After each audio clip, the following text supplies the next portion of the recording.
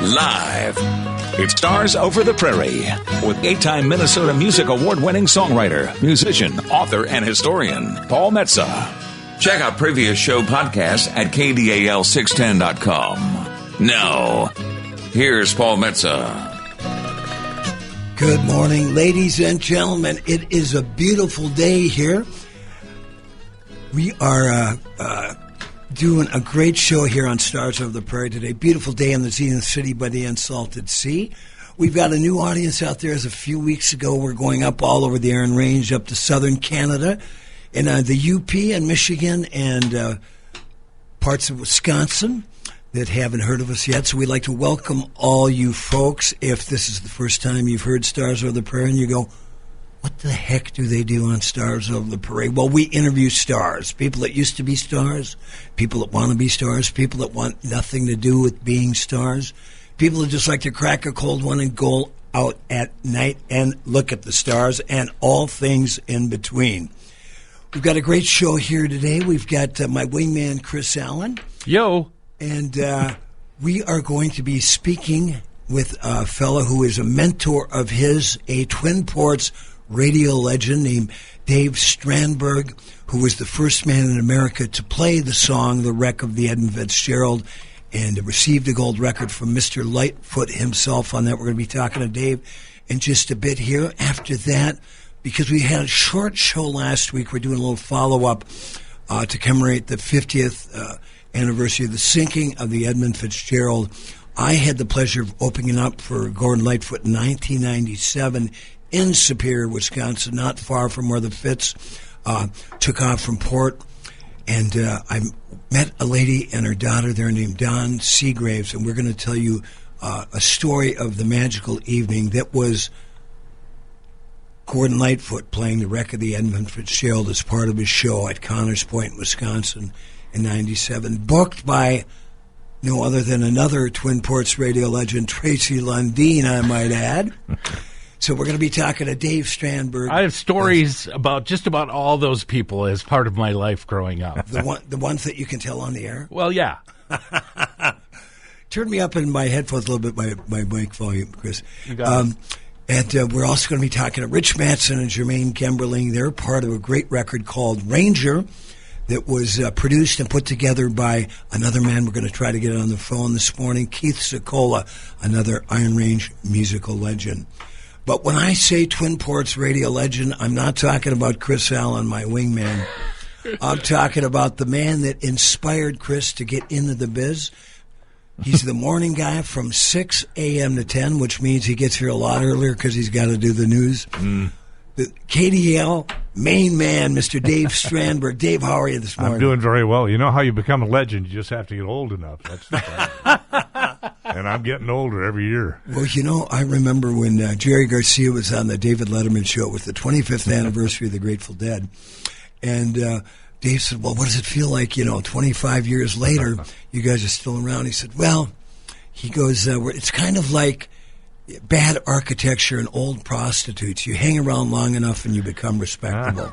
Right. Yes, indeed. Dave, when did you get your, of course we're going to talk about you being the first man in America to play the song, The Wreck of the Edmund Fitzgerald, but tell us about how young Dave got into the radio biz. Because when I saw a picture of you about, I think, holding up the gold record, you looked a little younger than you do today, so you've been at it for a while. You look good, don't get me wrong. That picture was taken 4 months ago. I brought it into the station. So you color your hair is what you're saying. Yeah, I know. I don't know. Maybe must have been maybe they doctored the photo or something. A little AI put in there. Right. Yeah. So when did you get started getting behind the microphone? Oh, boy. 1964, I was a junior in high school at WATK Radio in Antigo, Wisconsin, which is my hometown. Started working there part-time. I always loved radio. I listened to WLS and KAAY, all those big 50,000-watt stations that we could get in middle Wisconsin, and just enjoyed it. Figured, boy, that'd be kind of neat to do that for a living. So I did the part-time for a while, went to college at Stevens Point for about a year and a half, And you know, when you're out of Point, you're out of town. Yeah, the Point Special, boy, that was going strong back in those days. That was good beer. Let's see, and then went off to Minneapolis, did some Brown Institute there for just a couple months to stay out of the service. Way to go. They finally caught up with me. I decided, well, rather than get drafted, I'm going to enlist. So I spent 4 years in the Air Force. Okay. Got to see the world, which included Texas, Ohio, and Duluth, Minnesota. Wow. And that's where I ended up here in Duluth at the Air Base. When I got out of the service, I was working part-time while I was in the service at WAKX, which was then located in Superior for Lou Latto, and did the weekends. And then when I got out of the service, I went full-time there and stayed there until 91, I think, and then went to KDAL and been here ever since. Wow. Well, I love lifers, whether you're a miner or a musician or a radio guy. I just love guys that get into it and go, this is my life, and this is how I'm going to end up. Nothing better ever came along, so here I am. Still waiting. It might happen, but you've got.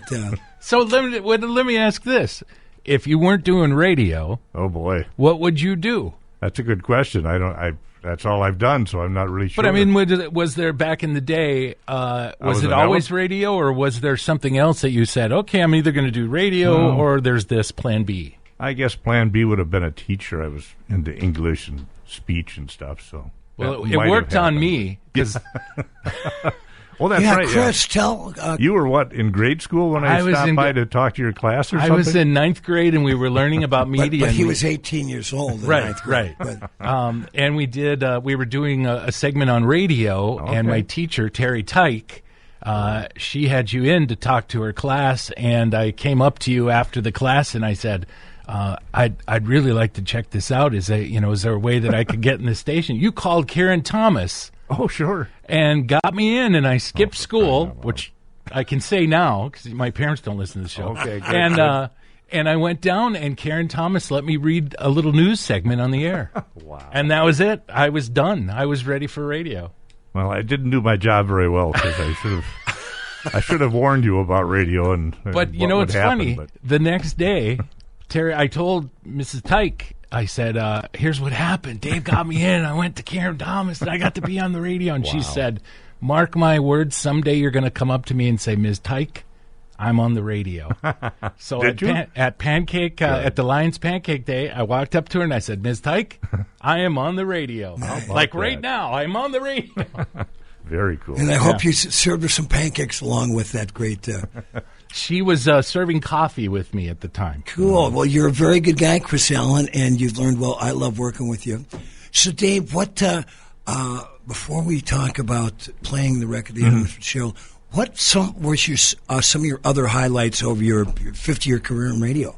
Oh boy, there's been a bunch of them. Talked to a lot of artists and interviewed a lot of politicians over the years. But oh boy, I can't think of anything that's is higher up than anything else. Really. Right. So I just enjoyed having fun for the last 60 years. Now, was part of this, Dave, back in the day, there would be dances where you would, you would... That was always fun, too. You did a lot of teen dances back in the day. Take 2 boxes of records and a carton of albums. Yeah. All this equipment, big speakers. Well, that's where Tracy Lundeen came in, too. Right. Rented a lot of equipment from him. Yeah. And usually it worked, so... That was always good. But, carting it off to, to the range and schools around the Twin Ports. Yeah. And it was the old powered mixer and everything that was like 800 pounds. Yeah, it was not, get your exercise, that's for sure. And then we did clubs, too, the Yellow Submarine, the Sound Museum, places like that. Cool. We'd play records at night. Discos, as they were called in those days. Right. Started out at the Venture Supper Club doing disco, which... was not even called disco back then. Right. Roger Johnson and I would play in between.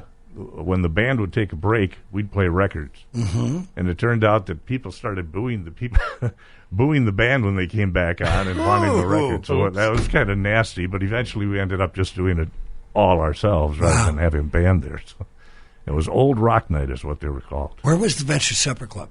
I don't think it's still around. No, it's not. Yeah. It went through several IDs after that. Yeah. Yeah. Well, I've got to ask you. So you are kind of noted as the first DJ in America to play the song, the wreck of the Edmund Fitzgerald. As far as I know, I don't think it's ever been. There's no way to really prove it, I guess. But well, we're going to. Hey, you take credit till somebody changes. Till somebody else comes along and says, "Hey, it was me." So what? Tell us what it was like when you first got the record and you listened to it. How did it affect you? Well, it happened actually. Well, obviously after the Fitz went down, it was the following year. Gordon Lightfoot came out with an album called Summertime Dream. And I know we got it at the station. I hadn't listened to it, but I was doing overnights at the time, and some obvious Gordon Lightfoot fan called and said, "Did you get the new Summertime Dream album?" I said, "Yeah, I think we did. There's a cut on there called The Wreck of the Edmund Fitzgerald." Really? So I listened to it, and wow, this is fantastic. Put it on the radio, and the requests started coming in like crazy. So wow. After that, it continued to spread from station to station, especially along the Great Lakes, where everybody was familiar with the incident. And eventually the record company said, "Might have something here. We better release this as a single." Wow. And they did. So. And legend has it that was the first take on that song. That's what I kept hearing, too, that the first time the musicians actually even played the song. Not only a first take, but the first time ever. So it turned out pretty good. So when you started to get requests for it, back then, how many times could you get away with playing it during I probably played it 2 or 3 times during that 6-hour shift. It was midnight to 6. But then during the rest of the day, the program manager decided, hey, this is going to be something. Let's put it on, hot rotation. So I probably played 4 or 5 times during the day. Wow. By request, so... Well, I remember the first time I heard it. I mean, you can't... Oh, it's a powerful... What a song. I mean, it's... And the opening is so recognizable now. It's like it's the earworm of all time. Yeah. So what? So tell us now. You actually then had a chance to meet Gordon Lightfoot. I never did meet him. I went to several concerts. He usually show up in the Twin Ports every other year. Yeah, I know he played in Duluth a lot. Do concerts here quite a bit. I went several times to watch him. At the time, it was no big deal. I was not... Right. But in 1995, I think it was, when he was here, I gave Tracy Lundeen the gold record, and I said, why don't you have, Gordon sign this? And he did. Wow. So I never really met the man, but he did sign my record for me. Wow. So that was great. And where's that hanging? I think it's down in my basement now.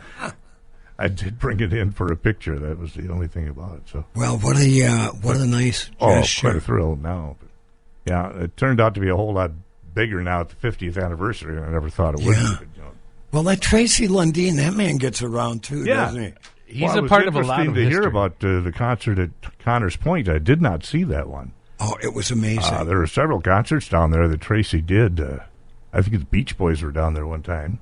Mm-hmm. That I remember seeing, and they used to do what was called Lake Rattle and Roll at Connors Point, where they had all these oldies acts come in for a couple of days, and hosted that quite often. So, but yeah, that was a neat spot, and I'm not sure why it never panned out. I think it was just it was a gorgeous spot. Yeah, nice. I had met Tracy over the years. I rented gear from him like you did with his company, Show Pro, and I saw that he was.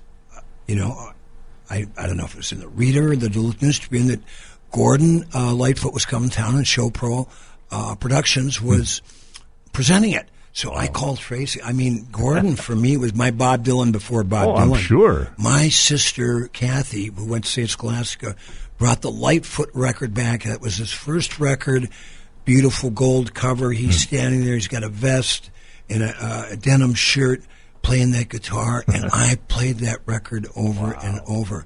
So I called Tracy. I said, Tracy, do you need an opening act? He goes, we'd love to have an opening act. Oh, so I got to thank Tracy for getting me on the show. And we're going to be talking to Dawn Seagraves in a little bit.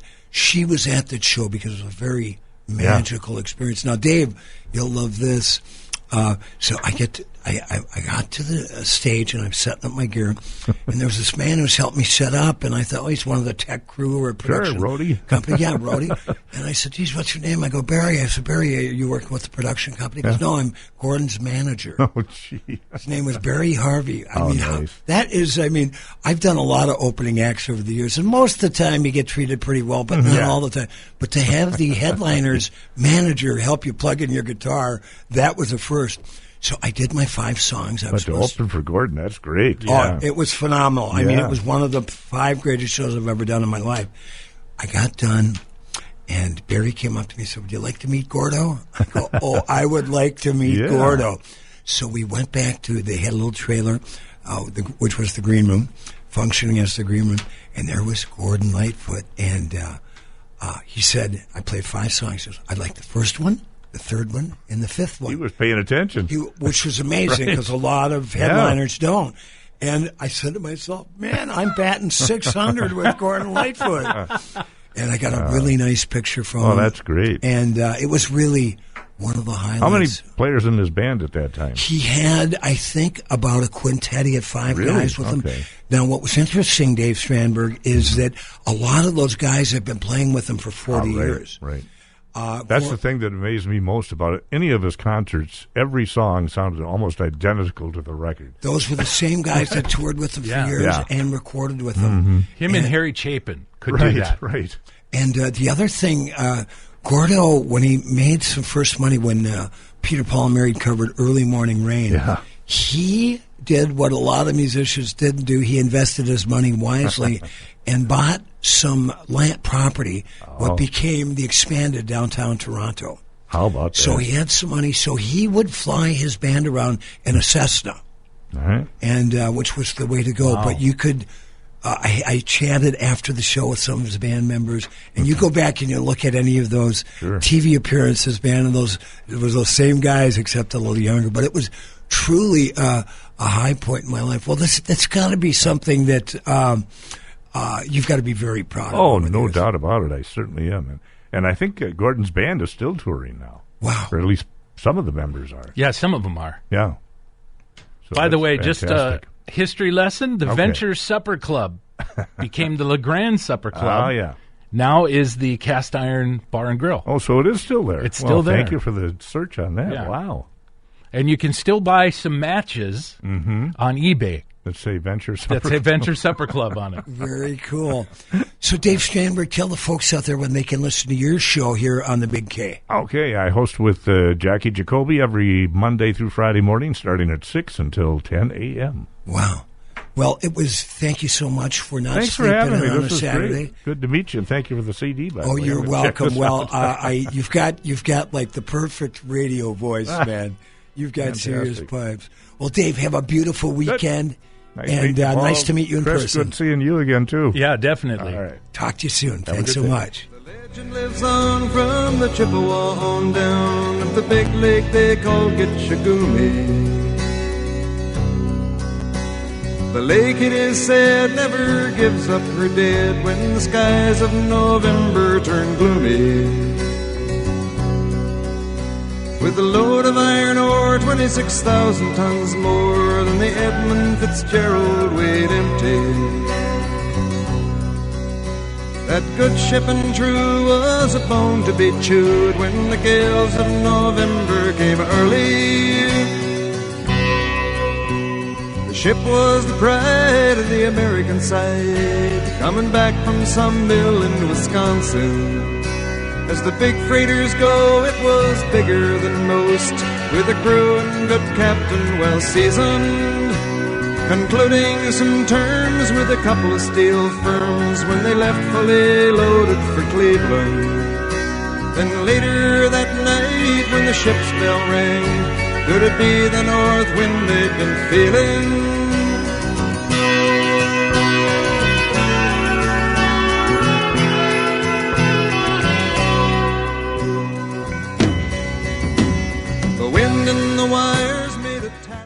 I'm Zach, and I had Z LASIK at Weiss Eye Center.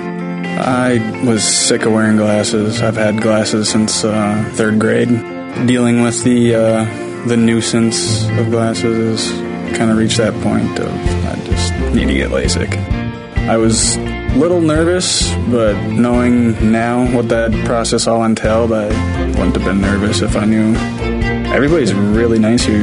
Not a bad thing to say about anybody. Everybody's happy, and everybody here's nice. And I mean, it's day one post-op, and I mean, it's crazy. It's crazy.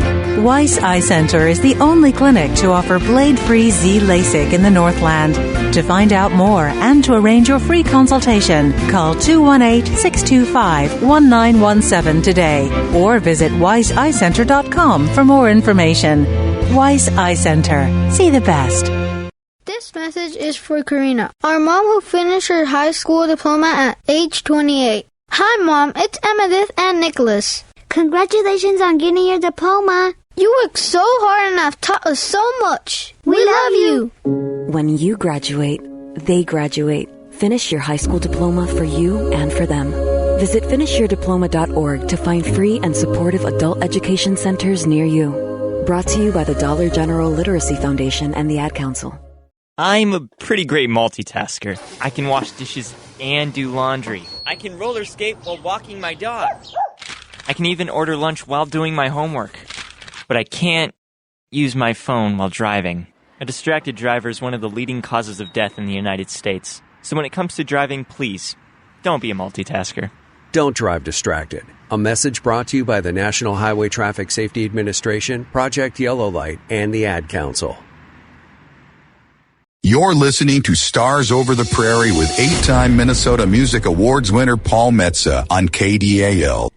Welcome back, ladies and gentlemen, to Stars Over the Prairie. That was a most enjoyable conversation with the legendary DJ Dave Strandberg. We're doing a little follow-up because we only had a half hour last week due to the broadcast of the MD football game. So we wanted to talk a little bit more as we commemorated the 50th anniversary of the sinking of the Edmund Fitzgerald. Like I said, in the first portion of the show, I had the opportunity to open for Gordon Lightfoot in 1997 at Connors Point in Superior, Wisconsin. And we've got a woman on the phone that we're going to get to in just a second here, Don Seagraves, who was at that show. And we're going to tell you about what an amazing and magical night it was.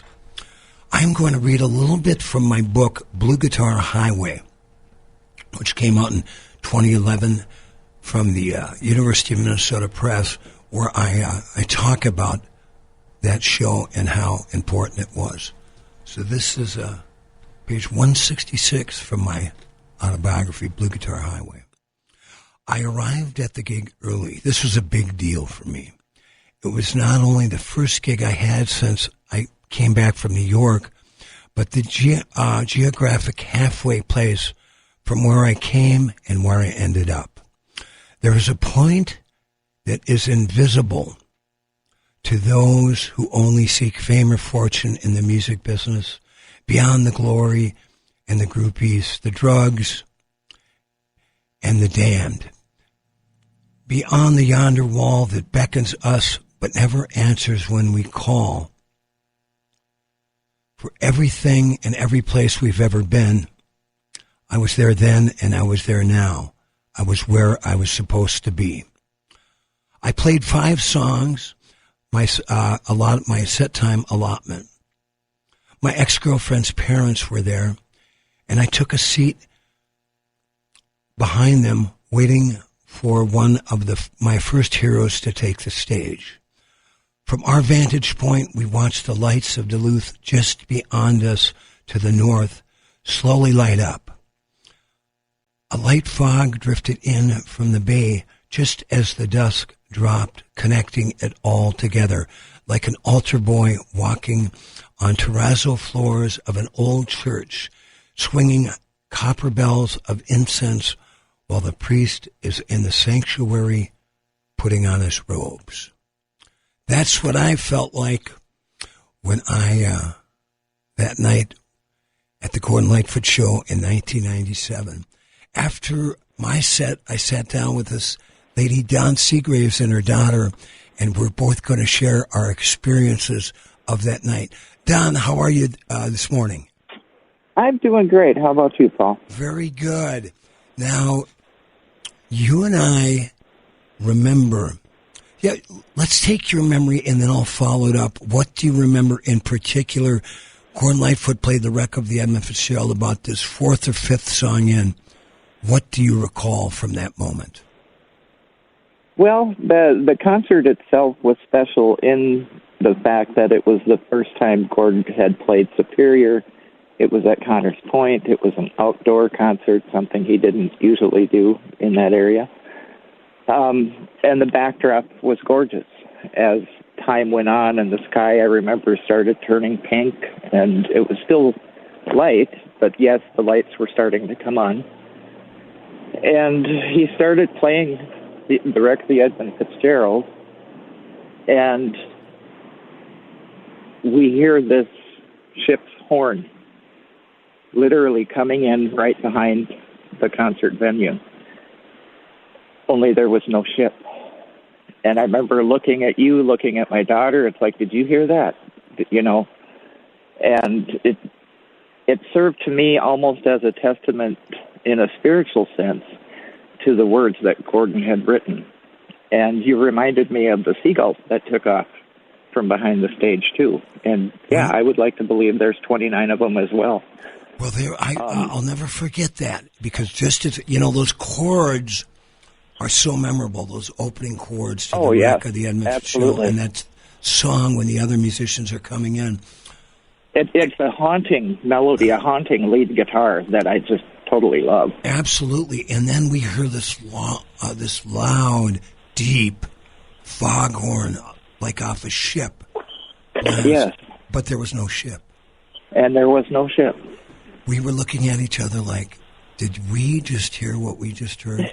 And then when he got done with the song, I would like to believe there was a kind of dive bomb by, I'd like to say, 29 seagulls that flew over. Yeah, I think there's a connection there, yeah. Absolutely, like a seagull representing each sailor that went down in that tragic sinking. And I know they say Cape Horn pigeons are the souls that seamen lose. And I'd like to believe up here we might have seagulls representing that same thing. I have the good seagulls, though. Yeah.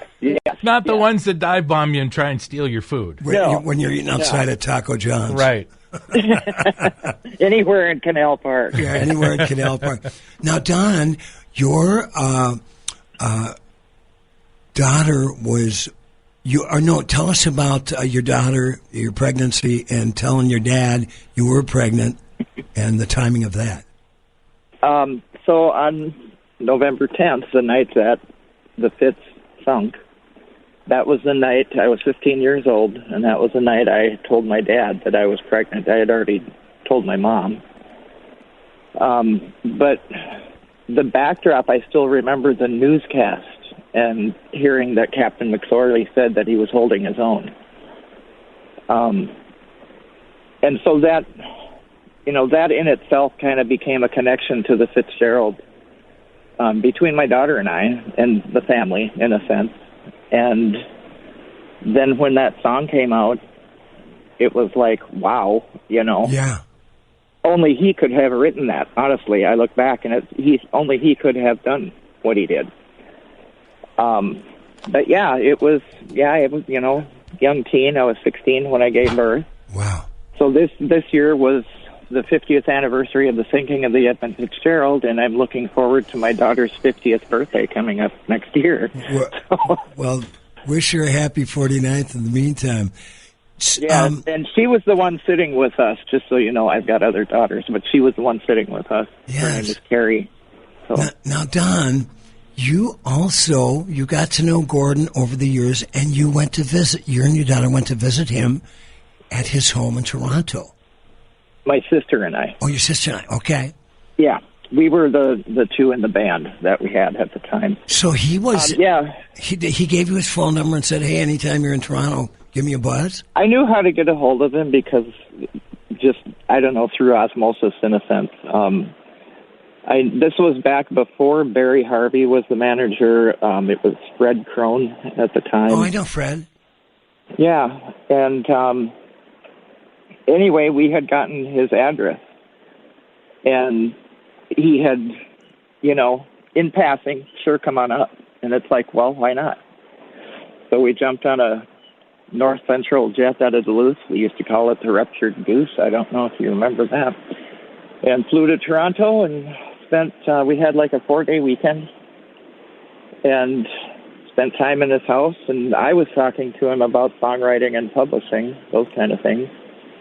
And we just had a great visit. It must have been great knocking on the door and Gordon Lightfoot answers.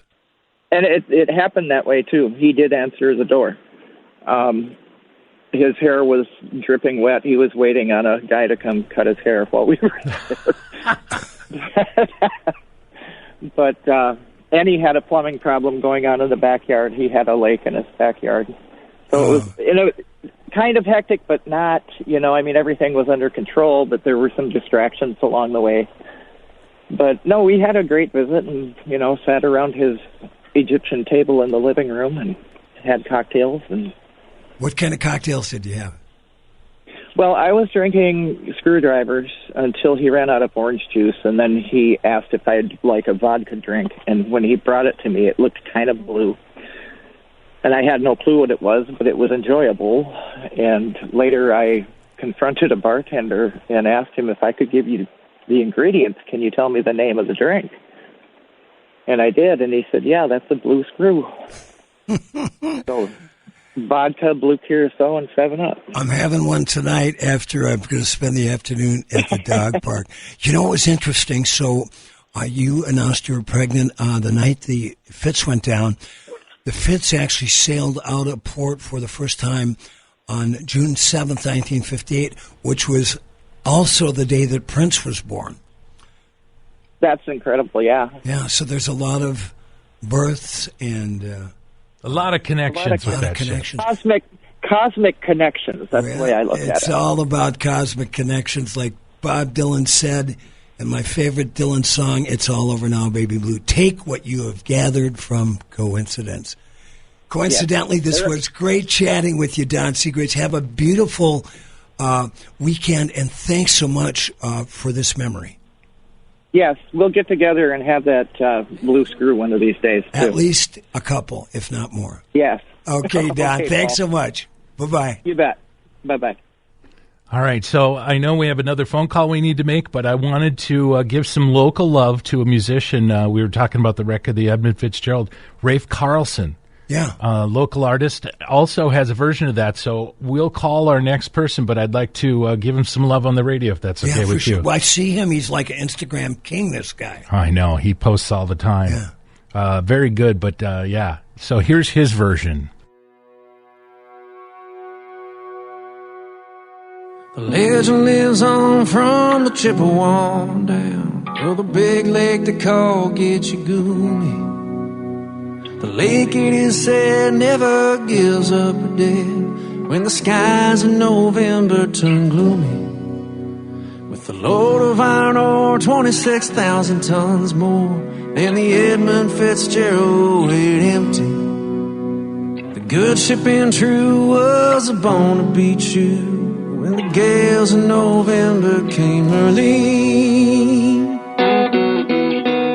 The ship was the pride of the American side, coming back from some mill in Wisconsin.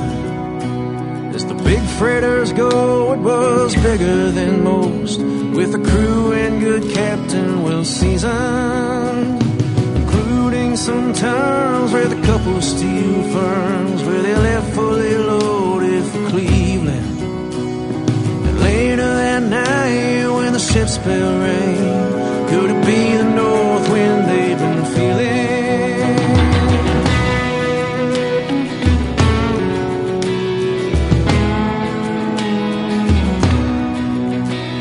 The wind and the wire made a tattletale sound, and a wave broke over the railing.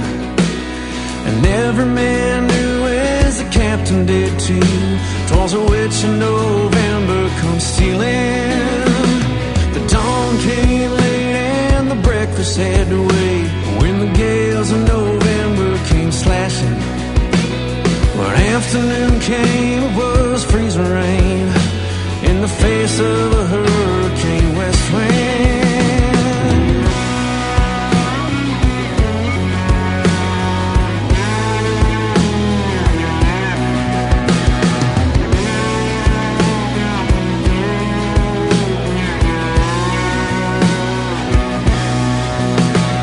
Supper time came, the old cook came on deck saying, fellas, it's too rough to feed you.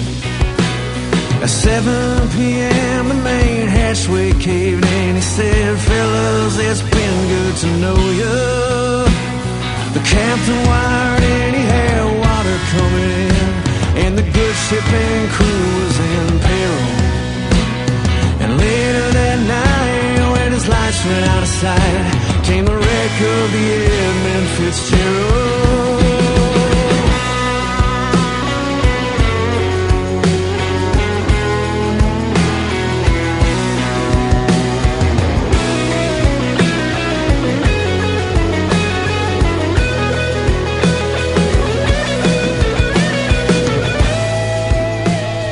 Isn't that a great version of that song? Yeah, man, that guitar player's rocking. Yeah. Rafe did a great job. Didn't take and do it again. He did his version of it, which I like. I give respect to. Absolutely. We'll have to get him on the show one of these days. Oh, yeah. All right, we have a special guest on the phone for you. Keith Sicola is a man basically who grew up on the Iron Range, played in a band called the Schwartz Brothers with my brother John Metsa, and he's went on to really forge a great name for himself, drawing on his Native American history and music. He's a credible songwriter, a real man of the people, and he's playing up here in Duluth at the West Theater, ending up a 4-show run behind his new record called Ranger, and we've got him on the phone right now. Keith, how are you this morning? Beautiful day in Minnesota, so I'm really feeling well. All right, yeah, it is gorgeous. Where you camping when you come up to Minnesota? Well, I'm in a parking lot in Crystal. My daughter lives here. I got a couple grandchildren. Been blessed to be able to have a music career and play music and be back in the home state. I always enjoy being back here. Well, and you and I had a great experience together. It was about 6 or 7 years ago. I was invited down to play at a benefit for the Parkland school shooting survivors, and it was a festival, and raise awareness for that and funds. And the night before, the sponsor of the festival had a dinner, and I looked across the dining room, and who did I see but my old buddy Keith Sicola? That was a great happenstance. Yeah, that was a real... It's crazy how that Iron Range connection runs real deep. Even at that moment, I was so proud to see you, Paul. And we were down there for Peter Yarrow's. He was the one who brought us all together, the songwriters and things, and then we did that concert. And so, yeah, it was really fun, man. We were staying right there on the beach near Jupiter, and we just had a great time, man, playing. And recently I was just out in Manhattan for Peter's memorial concert. It was in October, and I was played at that, and there was a lot of speakers and a lot of people tuned in, like Joan Baez did a little video, and Julie Collins, the presidential candidate John Kerry. Wow. He did a speech during the the memorial, and Bethany Yarrow was responsible for doing that, and we did a gig out in Brooklyn after that. And so Peter became a friend to all of us, and he was always for the cause and for the people. And I said that I think I learned from him the most is never to appropriate a tragedy. Like when we were down there for Parkland, we were there for the kids and things like that, and he was a good man, a man of his word, and he was, like I say, he was for the people, and he gathered songwriters like yourself to come together. And so to see you gave it away at that performance too the next day with your Minneapolis-based musicians. It It was really great. And we had the great Wee Willie Walker leading the charge. I think we did People Get Ready. Of course, we lost Willie in 2019. But, yeah, it was a great event. You know, we had Peter Yarrow. He was in Duluth about a year and a half ago, and I did an interview with him. It was one of my first it was your first show. Yeah, Stars Over the Prairie. And then I went to see him. We really hit it off. What a great guy.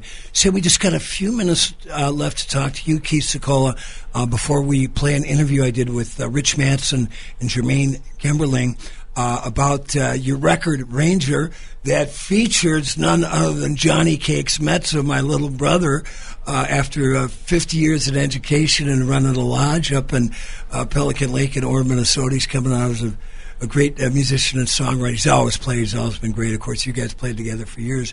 Tell us really quickly about the record Ranger. Well, the song that John contributed was Sunny Side of Life, and he just wrote it this last year, and it's really a 9-people compilation of 9 different songwriters. Each of us contributed a song, and we had a song, a couple we worked on with Steve Marnetti and Tim Wright and Sharon Rowbottom and Dan Boyer, and Rich and Jermaine and Rosemary Behrens. She's a native singer-songwriter from Net Lake. They'll be up there at Duluth. And then, of course, Johnny Cakes. It was great to get Johnny out because he's been playing music all along. Every time he comes to Arizona or we go someplace, we end up jamming. And so I know that he's keeping his chops. And, you know, it was just a great thing to do to get the old Schwartz brothers back together. And I think it's forthcoming. I'd like to do a Rangers 2, you know, which I wanted to expand this one and have licensed music from people like yourself, the Cats, and other musicians that were up on the range, because there's a handful of talent up there. It's really a bed for music. Oh, yeah. You know, ever since Bob Dylan and people like that, it's always been a bed for musicians, singers, songwriters, guitar players, piano players, and mandolin and banjo. But it's kind of encouraged, and it's really appreciated. There's places in this country where you can tell that musicians are more and more appreciated. And that's one of the places, you know. They like the music up there. They like the live performance. They like the original songs. You know, you can get away with playing original songs besides covers and things like that. Oh, yeah, for sure. Hey, Keith, I want to, we got to run, but we got to get some Rich Mattson and Jermaine Campbell on. I'm going to be seeing you guys on November 22nd at the West Theater in Duluth. Rich said I could bring my guitar along. I'd love to sit in and play along with you guys on a couple of songs, if that's cool with you. No, I was going to call you and invite you out to be part of the show. And you can do whatever you want, you know, besides sit in. If you got a song you want to feature, we'll give you the time, and we'd like to make you part of this show officially, too, so that'd be great. Beautiful. Your song, of course, is King Without a Crown, and my new song is No Kings, No Crown, so we'll get that together. Keith, you have a beautiful day. We got to run here on Stars Over the Prairie, but I'll see you next week. Love your radio show, too. You guys do wonderful, man. It's great to hear you. Thanks, brother. Take care. Okay. Bye now. All right, and you said that, well, first of all, you got a really great interview with Rich Mattson that we need to get to. Yeah, and Jermaine Gemberling. Yeah, so if you could intro that, I've got the interview ready to go. I went up to northeastern Minnesota. My band, Cats Under the Stars, are celebrating our 50th year performing. We didn't play all the way through, but we had a good 7 or 8 years, took some time off, but we're back. We put out a 45 RPM in 1982. We did a reggae version of Louie Louie and a song of mine called Blue Ghost. I went up there. I found the master tape. We digitized it. And while we were there, I said, let's talk to Rich and Jermaine about this Keith Secola-produced record, Ranger, and here's the interview.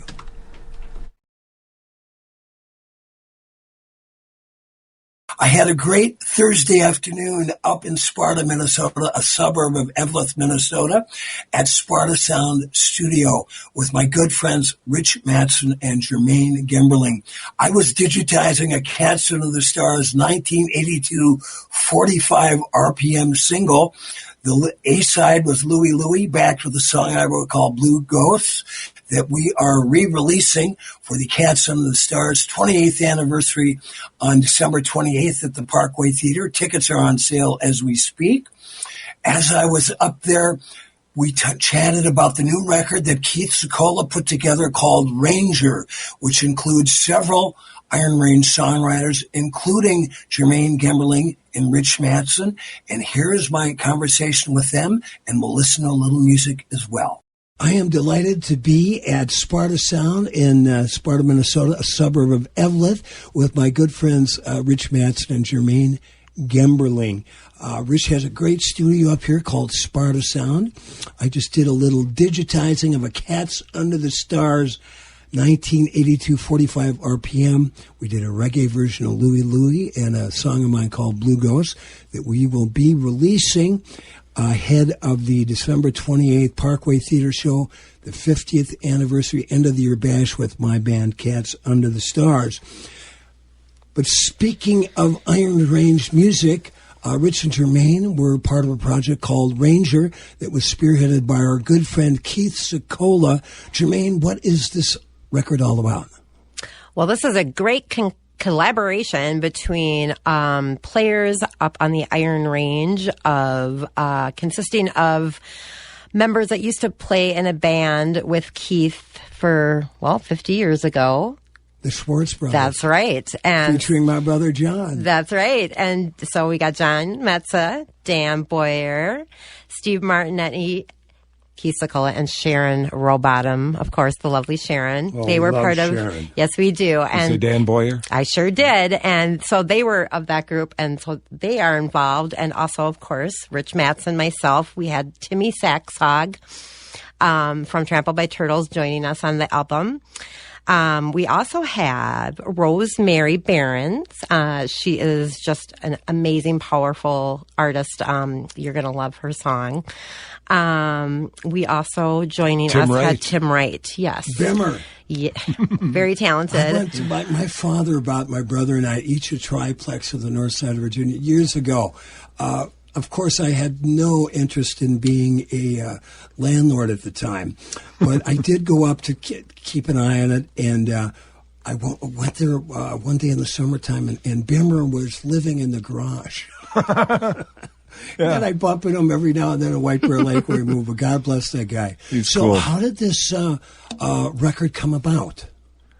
Well, Keith had this idea. He told us about it a couple of years ago. I want to make an album called Ranger and call the band Rangers, and it's going to be consisted of musicians from the Iron Range. Mm-hmm. And we've been backing him up for some shows, Jermaine and I, and Chris Petrak on the drums. Yes, Chris. Great drummer. North Stars bass player Kyle Westrick was part of the band too. And well, anyway, Keith would always bring this up, this Rangers project, and finally we made it happen. Wow. Over the past year, we had a few sessions here, and everyone contributed a tune, and it's finally coming out.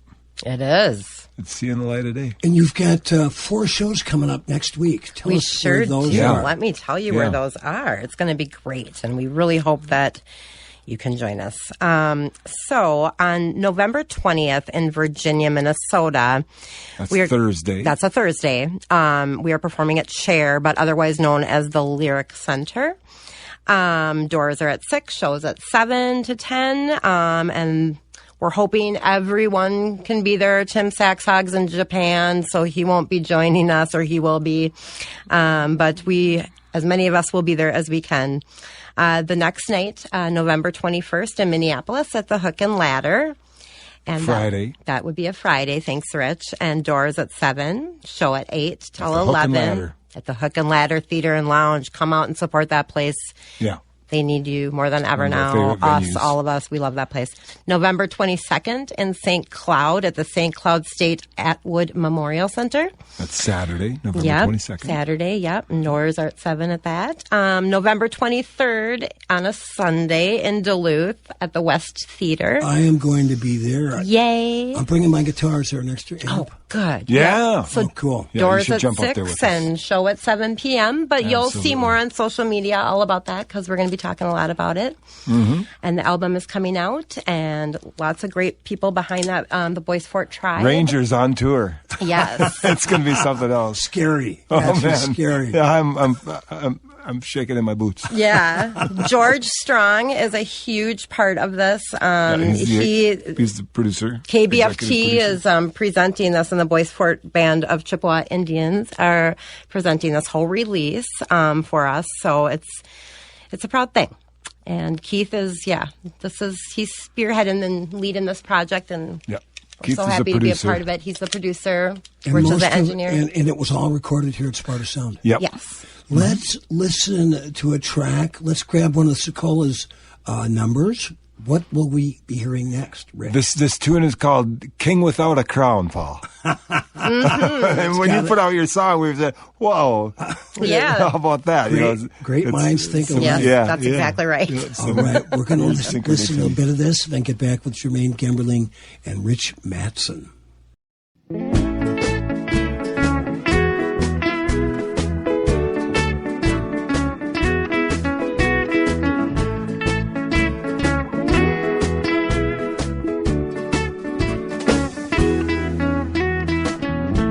Story about a king without a crown, and how he got to be the peasant king. He taught the javelinas how to sing, came up with the wake-up call, shouting out to one and all. I'm Sydney, and I had Z LASIK at Weiss Eye Center. Oh man, camping and like being able to look up at the stars, or like wake up to the stars, or wake up to the sun, and not have to kind of fumble around to see where my glasses are. So I'm looking forward to that eventually. It's like getting out and enjoying nature with sort of no barrier. Oh, the staff were really great. Yeah, it was really, always felt pretty taken care of, and very friendly staff, and they were answering my questions even if they were like really trivial. It's something that you got to have like sort of a bit of trust in this doctor. Weiss Eye Center is the only clinic to offer blade-free Z LASIK in the Northland. To find out more and to arrange your free consultation, call 218-625-1917 today, or visit weisseyecenter.com for more information. Weiss Eye Center. See the best. Hello, this is Rich Mattson. And Jermaine Gemberling, and you're listening to Paul Metsa's Stars Over the Prairie radio show on KDAL. AM 610 and 103.9 FM. That was nice of them to do. Oh, yeah, they're the best. Rich Mattson and Jermaine Gemberling. I was wrong. I said November 22nd in Duluth. They're actually at the West Theater on Sunday, November 23rd. I'm going to be there. I guess I'm going to play there. I got invited, so I'm coming. So great. So we're going to play a little bit of a little snippet of a song resurrected from 1982 that I wrote called Blue Ghost by my band Cats Under the Stars. We will be releasing it as a digital single here soon. Catch me every Friday night at Carmody's Irish Pub from 5:30 to 7:30 with Tiltown Titanettes. Thanks for listening. You can contact me at paul@paulmetsa.com. Like my dad used to tell me, remember to be kind and make someone happy. Here's some old music by the Cats Under the Stars.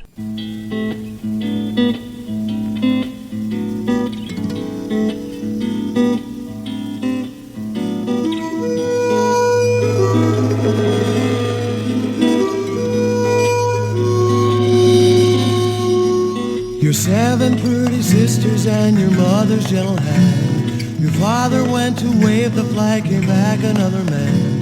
The first to leave his family in a silver stucco home. The voices in the basement, they told him he's all alone. You say you don't know you're going. All you gotta do is follow your own heart. Walk from the way you know the smoke winds are blowing. Blue ghosts are laughing at you in the dark.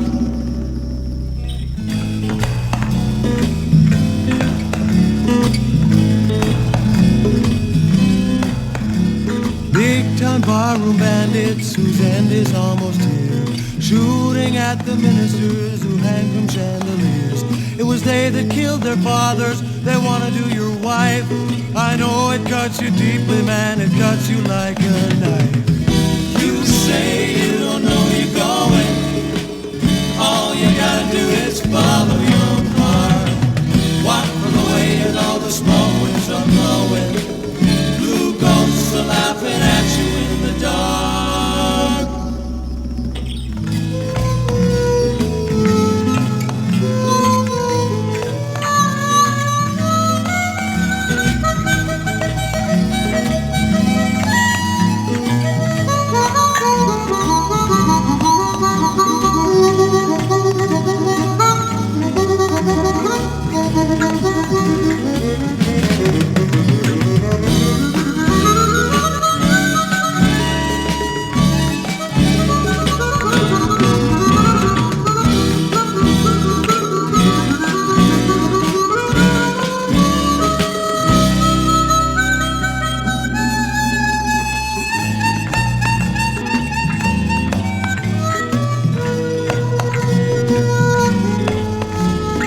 Seven sisters left you like your grandma's last goodbye.